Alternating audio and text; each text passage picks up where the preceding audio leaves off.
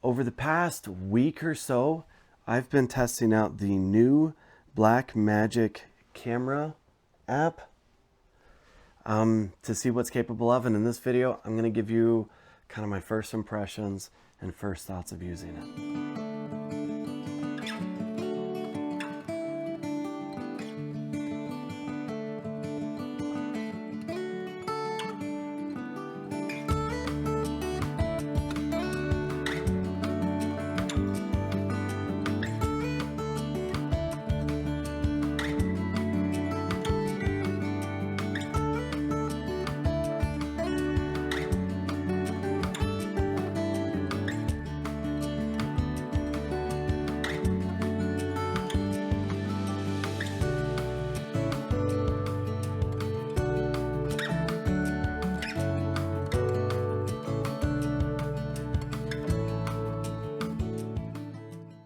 So Blackmagic Camera, just to give you kind of a heads up, is a free app, but it gives you the ability to control all sorts of really important settings on the camera, like shutter speed or shutter angle.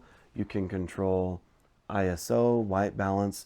You can lock them in so that they don't change in the middle. You can change which lens on the camera, assuming your iPhone or whatever has multiple lenses. You could change frame rates. It's capable of a whole lot of things. So you can set it to automatically upload using Blackmagic Cloud your files and go directly there. You can do multicam stuff. That's great. That's not my biggest concern. I wanted a camera app that can record high quality footage that wasn't going to charge me an arm and a leg. In the past, the app that could do the most, aside from Apple's own camera app, which has gotten better in recent years, but that app was Filmic Pro. And Filmic Pro was great for a lot of years. And a lot of people who were serious about making big projects, like even feature films on an iPhone, they were using Filmic Pro. And Filmic Pro was great. It gave you a lot of control, similar to this Blackmagic Camera app. It even, over time, introduced a log profile that you could use. I was never really happy with that log profile. I think some of it had to do with the limitations of the camera itself. Up until like 2 years ago, iPhones were still producing an 8-bit image, and it was a little bit below the spec that would really make it convenient for a color grade. People were able to do some really great stuff, but as someone who really tried to push the iPhone as far as possible, I was always a little bit disappointed and a little underwhelmed, and never completely satisfied when I tried to use my phone to film something. And I always found myself wanting to go to a nicer camera. In recent years, Apple updated their devices to be able to handle Apple ProRes, and eventually adding Apple ProRes 422, and even now Apple ProRes 4444 available through this app, which is way more than people would ever really expect to be able to do on an iPhone. Anyway, you can now produce a 10-bit image at 4K.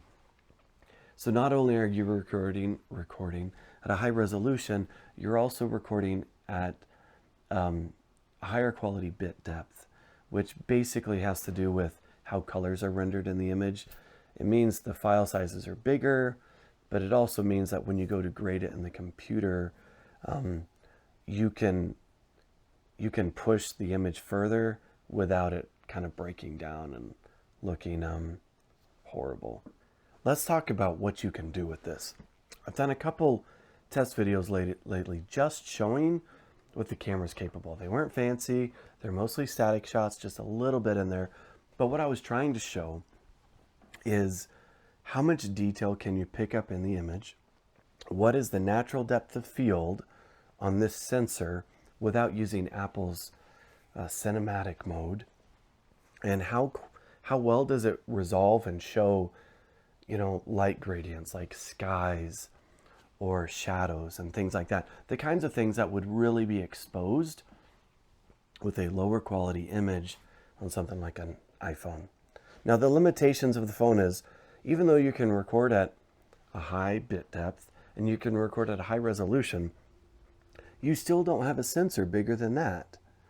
And that affects just the basic physics for how something like depth of field is rendered and what the bokeh looks like in the background. I think this is really great.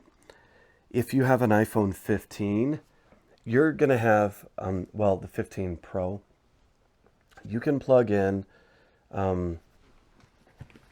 this is just an example.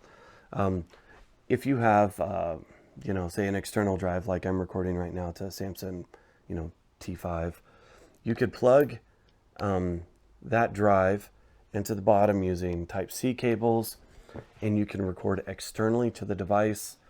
You can record directly from your phone using the app to the device, take it, immediately edit it. It'd be high quality image. And it's starting to be a little more like a professional workflow. And that helps solve a lot of the problems with not only recording on a phone, but getting the footage off the phone so you can edit it. I really like what the ProRes image is looking like. It was a little bit tricky trying to nail exposure, because what I wanted to do seemed a little counterintuitive to how the app was actually working. Now, typically, if I'm using my Blackmagic camera, I'd set shutter angle to 180. You do that on here, and then I found it was always overexposed. You can manually kind of override that by just tapping on the screen and letting it auto adjust the exposure for you. But then it's starting to mess with shutter angle and shutter speed.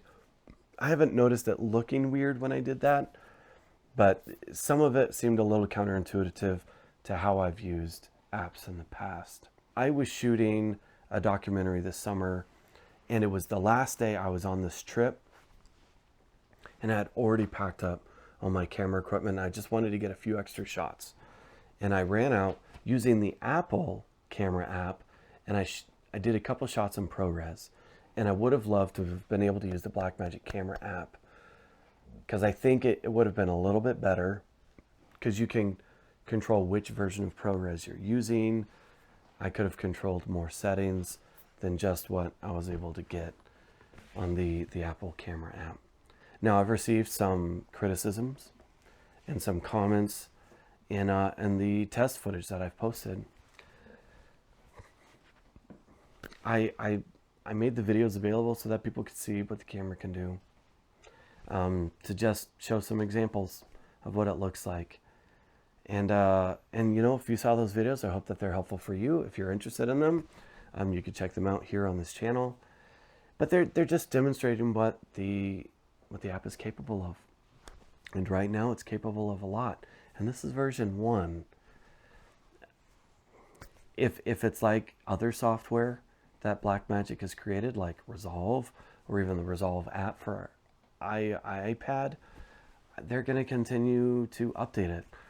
And what I would love, and I don't know if it's even possible, but if someday they could get B-RAW on this, that would be incredible. And then this could be a B camera to this cam, and that would be phenomenal. Now, I don't know if that's even possible, but I'm sure they thought of it. And if it can happen, I imagine they're working on it right now. All right, those are my thoughts. I hope that this is helpful. If you have an iPhone, it doesn't hurt. Go out, download the app, try it out, see if it works for what you want to do. And I imagine it'll be on Android in the future. It also works on iPad, and it has all the same settings. As far as I've noticed as I've looked on it, I wouldn't typically run around with a big iPad to shoot something, but you still have access to it. If you just want to do a front-facing camera video of yourself and you have an iPad, this would work too. So I hope that this is helpful, and yeah, that's it for me. I'm Jacob. This is Part-Time Film School. We'll see you in the next video.